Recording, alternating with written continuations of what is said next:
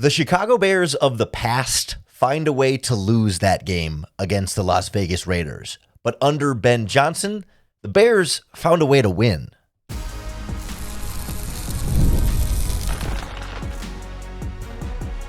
You are Locked On Bears, your daily Chicago Bears podcast. Part of the Locked On Podcast Network, your team every day. This is Locked On Bears, and I'm your host, Lauren Cox.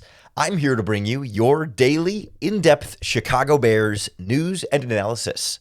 You can follow me on Twitter at CoxSports1, and you can follow the podcast at Locked On Bears on TikTok, Instagram, Facebook, Twitter, and the Locked On Bears YouTube channel, where you can keep up with all of our video podcasts as well.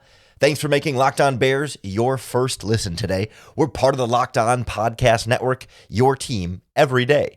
And on the show today, I want to go through how the Bears beat the Las Vegas Raiders and didn't find a way to lose. I bet you were like me, wondering, sitting around, how are the Bears going to find a way to blow this? When the Raiders line up for a field goal, they're going to hit the kick, they're going to take the lead, and the Bears are going to find a way to lose. That's how it's been under the Matt Eberflus regime, and felt a little bit that way even in week one against the Minnesota Vikings. But this Bears team feels like it turned a little bit of a corner, and they found a way to make the plays necessary on all three phases. When all three phases had struggles throughout the game, usually those struggles boil over and become too much. But this Bears team found a way to overcome. And I want to look at each aspect of the team, the defense, the offense, special teams, and some of the things the head coach did that all contributed in these ways. Because I don't think I leave this game feeling like the Bears played particularly well. Really in any phase. They had great moments on all three sides of the ball and also bad moments on all three sides of the ball. And I think this is encapsulated best in Dennis Allen's defense. It's a really weird defensive performance to try and categorize because on the one hand, I think they had 4 turnovers in this game. They intercepted Geno Smith 3 times and then ripped the fumble out on Ashton Jeanty on that 4th and 1 handoff there. Anytime your defense gets 4 turnovers, that in theory should be a great defensive performance. And yet, Jeanty runs for 138 yards. The Raiders as a team average over 7 yards per carry. And the Raiders only had to punt once in the entire game. 1 punt. Now, part of that is because of 4 turnovers. But every other drive ended in a turnover or points for the Raiders, except for 1 3-and-out they had when the Bears had backed them up, on a Torrey Taylor punt, backed the Raiders up on their own 2-yard line. They went 3-and-out and punted, and it was a field position battle from there. But every other drive was points or turnover. It felt like this Bears defense was either making the huge clutch interception or giving up a scoring drive that felt a little bit too easy. This very bipolar Jekyll and Hyde Bears defensive performance that I'm left I feel like they weren't good enough, but yet they were when they needed to be. And I think that's kind of where this team sits right now. They're an inconsistent football team, but they can make plays when they need to. Phenomenal game by Kevin Byard, the safety who I've been very hard on this podcast for how much he has struggled this season. He looked lost. He looked slow. He wasn't seeing the field well. He was out of place a bunch in the first couple of games of the season. But those interceptions he made in this game were huge. Right? These were not lollipop passes where Geno Smith just overthrows a guy and it lands in the safety's arms. That's those aren't, those kind of interceptions. You don't really look at it and go, great play by the defense. You just say, well, that's bad offense. But for Kevin Byard, he's reading the quarterback the whole way, steps in front of a pass, baits the throw, then picks it off. Those are great individual plays from Kevin Byard and a big bounce back for him. And I think part of it was a different defensive approach from Dennis Allen in this game. And I still need to go back through the all 22 to kind of confirm this. But watching it live, the Bears did a lot more single deep safety coverages, a lot more cover 1 and cover 3. Whereas through the first 3 games of the season, they were doing a lot more 2 deep safety coverage, a lot of cover 2 and cover 2 man and some cover 4 in there. And so as a result, you had Jaquan Brisker playing up near the box a lot more, and you saw Dennis Allen blitz a bit more than we had seen. But then that also leaves Kevin Byard in the middle of the field instead of a deep half of the field. And I think when he's in the middle of the field, he can more directly read the eyes of the quarterback and come downhill and make a play. Whereas if you're guarding half the field, like if the ball's thrown away from you, you're just not able to be there. And the progression can kind of be harder to track there from a deep half of the field. So I wonder if that was a big factor in Kevin Byard playing better. Because I think, the first 3 weeks of the season, you want 2 deep safeties because you're scared of Justin Jefferson, reasonably so. You want 2 deep safeties because you're scared of Amon-Ra St. Brown and Jameson Williams, reasonably so. And you're scared of CeeDee Lamb and Dak Prescott's off, and that the passing game in Dallas had been high flying up to that point. So they had to play a lot of 2 deep coverages the first 3 weeks of the season. Against the Raiders, Trey Tucker had a good game, but they weren't that scared of Geno Smith and the deep passing offense really taking the top off this defense. So then Dennis Allen could put Brisker in the box more, be closer to the line of scrimmage, let Kevin Byard be the single deep safety, and you get a couple more turnovers as a result. But you also got to give credit to Tyreek Stevenson, another back-to-back great games in coverage. It's not just the diving interception on the crossing route, which was super, super impressive, but pass breakup earlier in the game. I don't want to say lockdown coverage no one was ever open because you can't tell without the All-22, but he has looked sharp. It was not a one-game aberration against a bad Cowboys matchup. It was no, he did this against the Raiders too and had another really, really sharp game. So you do have players on this Bears defense playing better. But then you got guys really struggling. Tremaine Edmonds was putrid. Horrible game from the third highest paid linebacker in the NFL. He is playing his way off of this Bears roster, especially in the running game. He's just not reading it well at all. He's hitting the wrong gaps. He's breaking contain, and then he's missing tackles. He's not going to the right place, and when he goes to the right place, he can't wrap up, misses a tackle on that Ashton Jetty touchdown catch out of the backfield. Just an abysmal game from Tremaine Edmonds, and they need better from a veteran player who we've seen play better, but also someone who just is being paid a lot of money and is not performing anywhere close to the caliber that the Bears need from him. But the run defense as a whole was shaky. Edmonds was not the only reason Genty was breaking free big runs. I mean, the defensive ends weren't containing super well. The corners, Nashawn Wright was struggling in the running game quite a bit. It was a mess all around. Noah Sewell had another rough game. He was a lot better in run defense in terms of the instincts, but 3 more missed tackles. He's got double-digit missed tackles already this season. Beaten coverage a few times as he couldn't get to Ashton Genty on that touchdown where Genty just outruns him because Noah Sewell's slow. That's just the reality of what Noah Sewell is as a linebacker. So there's plenty of bad to go with this defense, and yet Byard's good, Stevenson's good. These turnovers are humongous in this game, and at the end of the day, the defense wasn't great, but they made the plays when they needed to the most. I mean, they even almost blew it at the end of the game when the Raiders drove into field goal range, and if not for the blocked field goal, they might have given up the game-winning field goal there and in some ways lost the game for the Bears despite having 4 turnovers along the way. So that's where it's just a confusing defensive performance to identify, and maybe some of that has to do with what you're missing 4 starters now with Grady Jarrett out, Kyler Gordon out, TJ Edwards out, and then Jalen Johnson on injured reserve, obviously just going to continue to be out.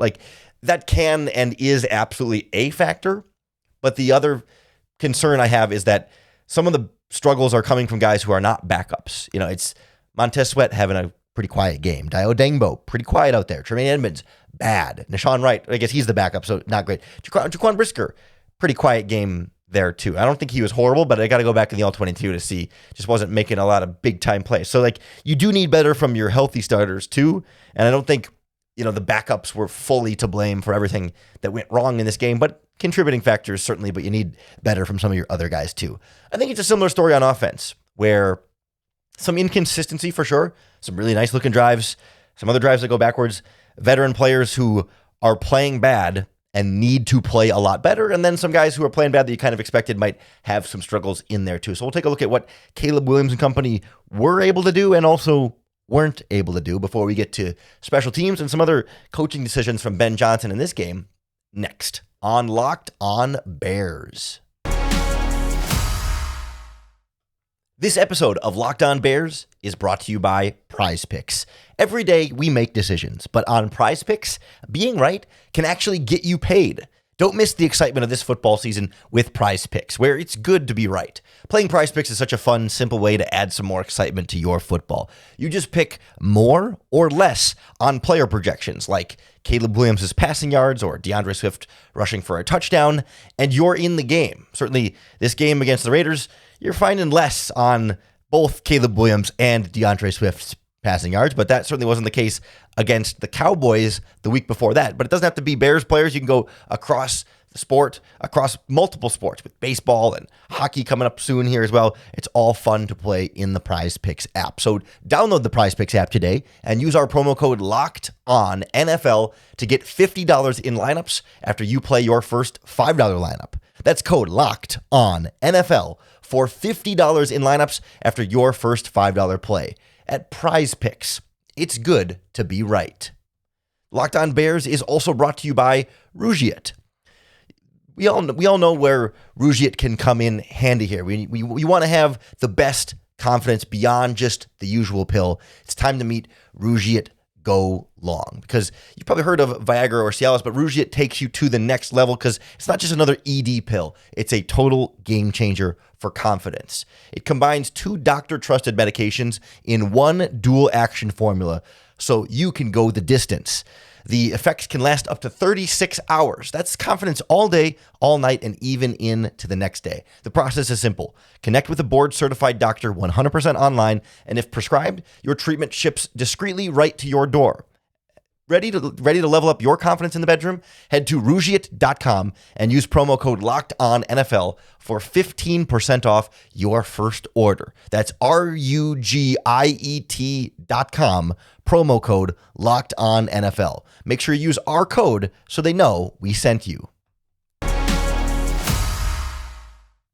This Bears offense made plays when they absolutely needed it most. Clutch fourth quarter scoring after plenty of inconsistency throughout the rest of the game. And that's sort of the theme on both sides of the ball, right? The defense made clutch plays on turnovers when they needed them.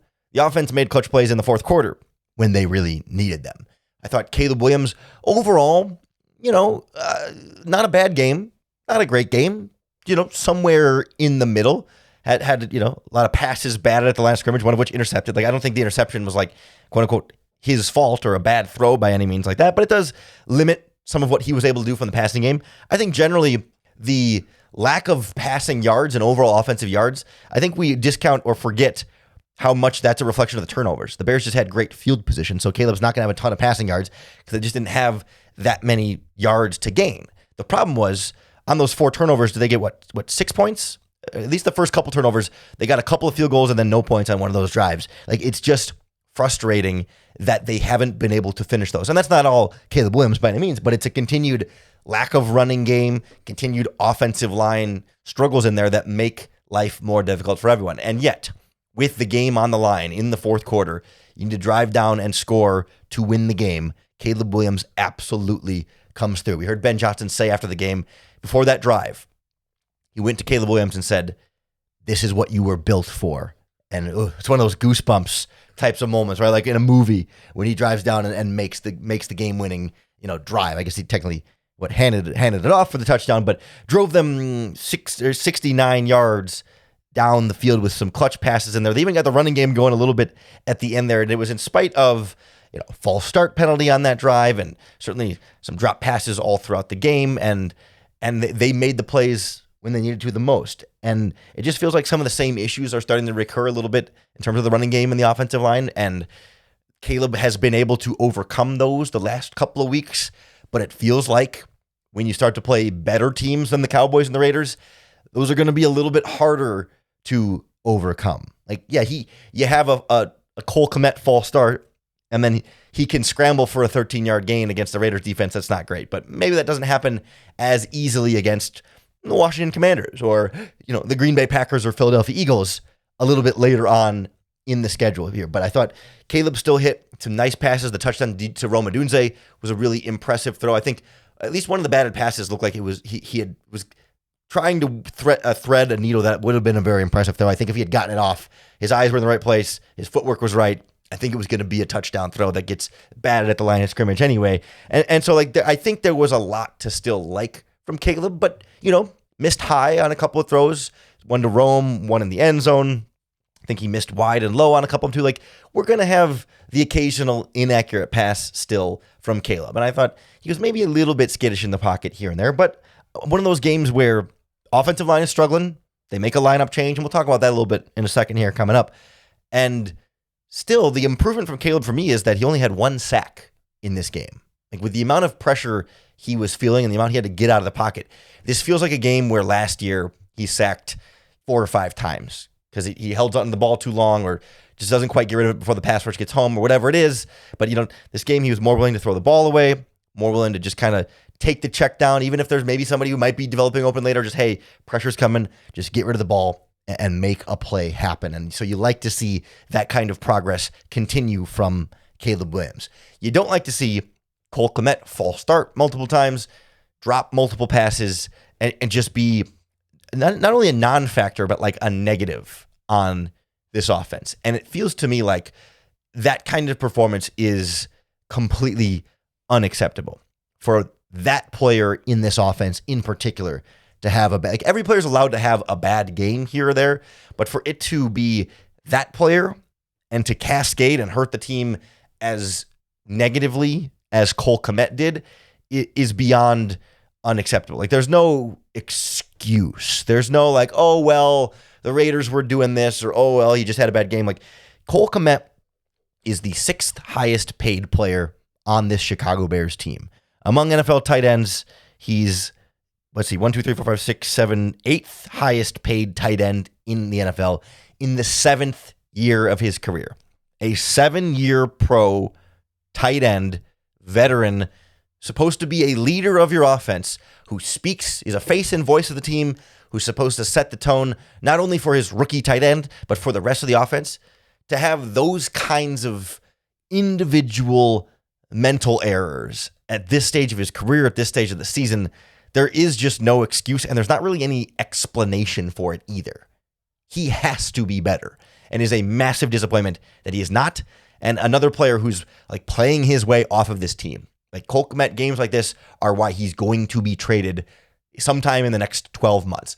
Again, not during this regular season, but next offseason sure looks more and more likely the more he has just horrendous games like this, because those penalties give them longer down and distance situations that make the offense one-dimensional and leads to field goals instead of touchdowns, or leads to punts instead of field goals in some situations. Those drop passes are the difference between field goals and punts, or touchdowns and field goals.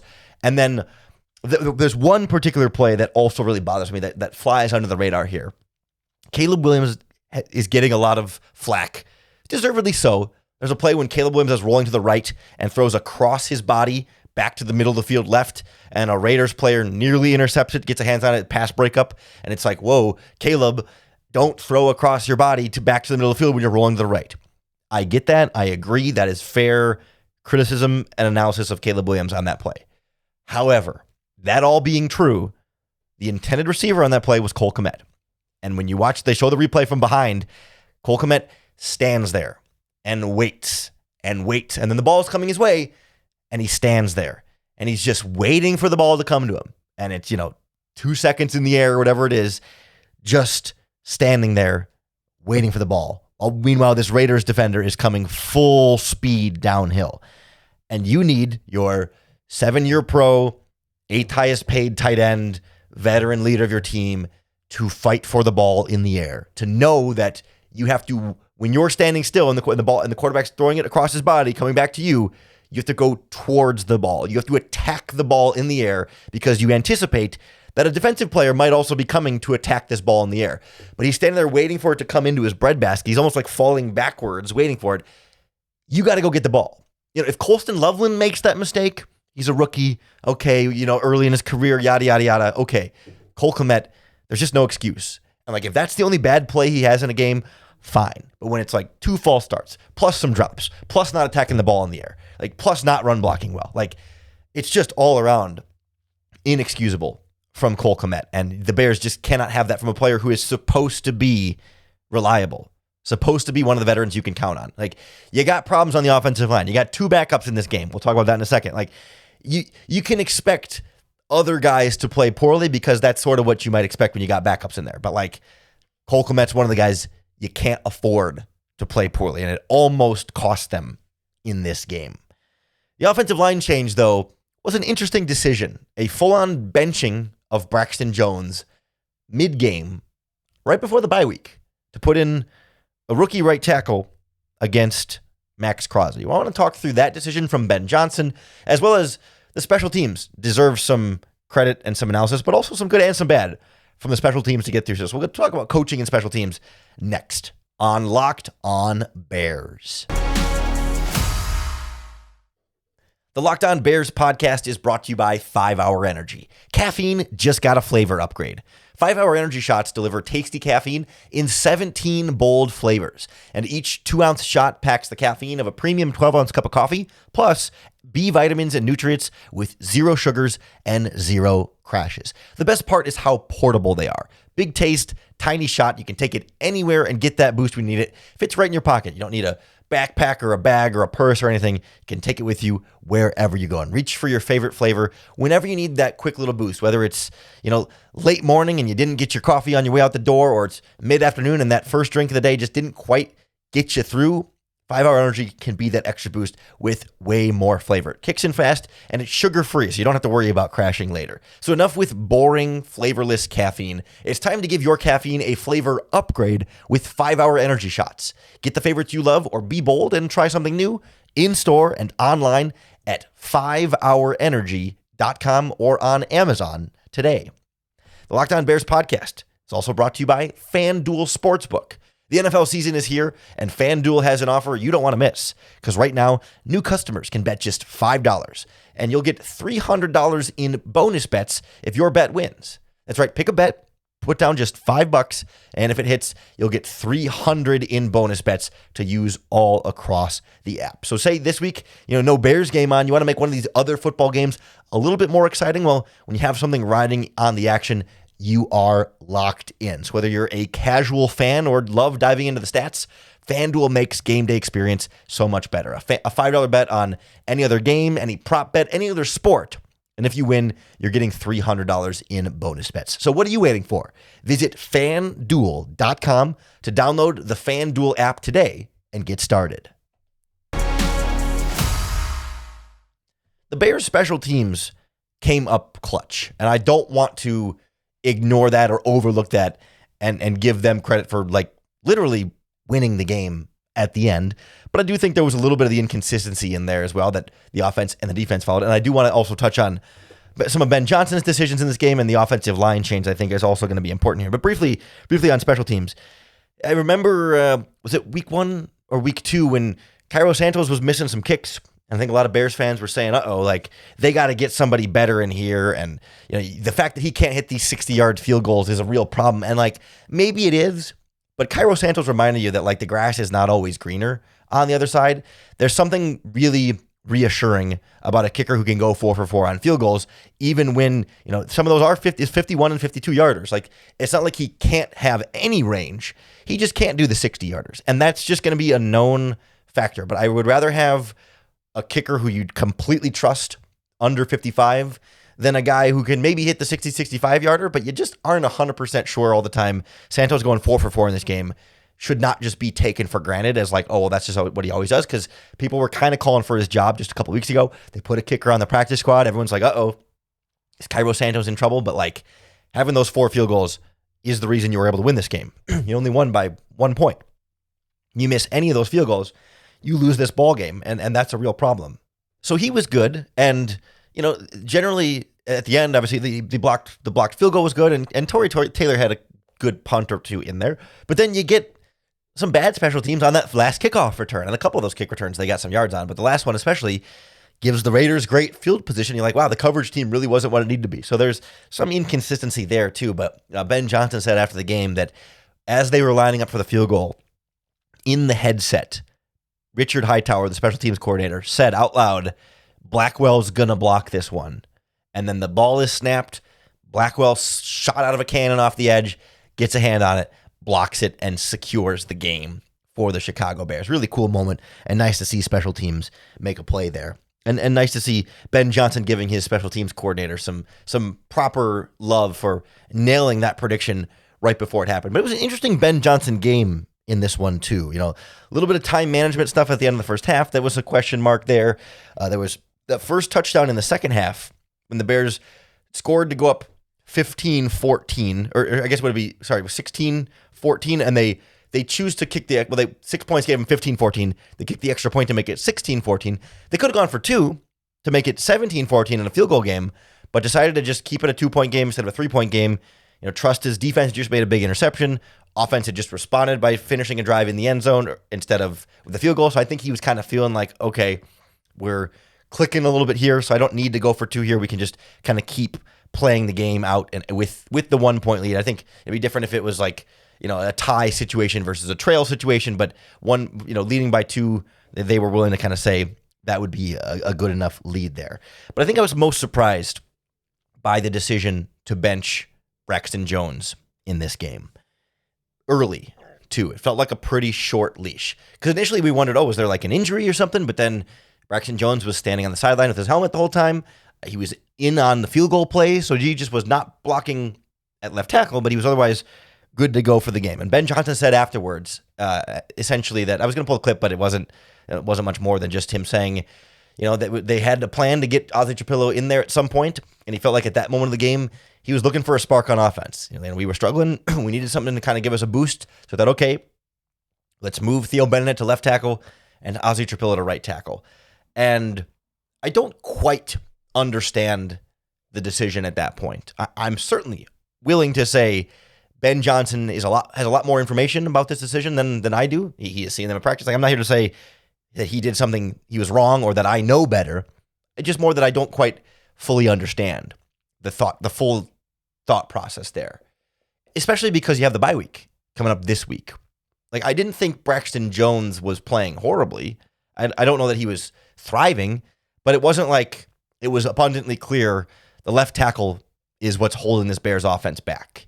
Certainly Drew Dahlman got beat a lot early in this game. Jonah Jackson struggled a lot in this game. Like, the guard and center there, right guard and center, was a problem on the offensive line as well. Like, this was not a Braxton Jones is the problem, so let's yank him and get him out of here. It does really feel more like a trying to spark something, but I just don't know that switching your offensive tackles to a rookie in his first ever snaps and a second-year player in his first ever start is necessarily the spark. I don't know exactly what that's supposed to spark. And it really, the offense, to his credit, they won the game. I don't think it was because they made the tackle change. They won the game. So in that regard, it quote unquote worked.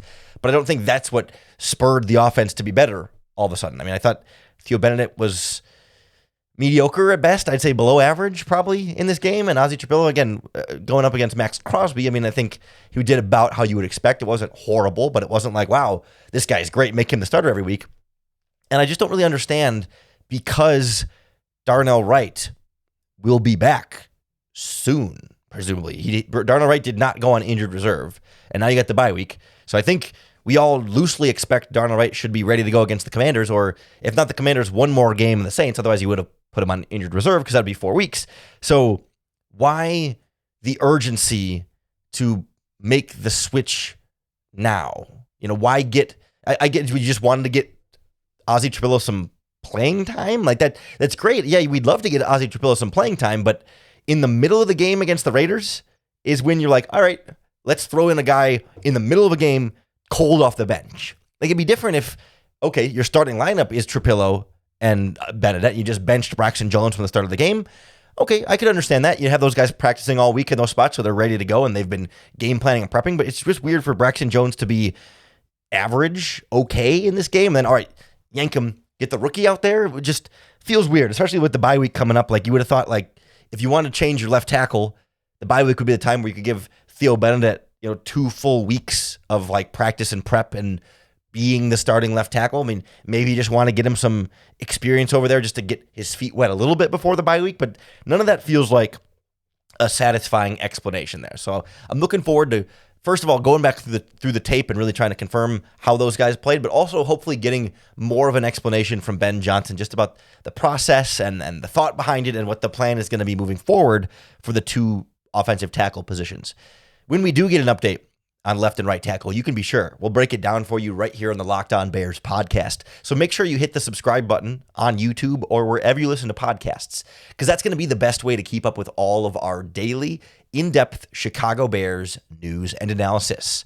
Thanks for making Locked On Bears your first listen today. We're part of the Locked On Podcast Network, your team every day. And if you're looking for a second listen today, go get a double dose of the Locked On NFL podcast. Tyler Rowland in the morning, and then Tony Wiggins in the afternoon breaking down all of the biggest stories throughout the football day. A lot of games on Sunday to break down. Got to preview the Monday Night Football games and break down the Monday Night games on Tuesday, and so much more. So go check out Locked On NFL wherever you get your podcasts. Come on back tomorrow. Make Locked On Bears your first listen once again for another opportunity to bear down.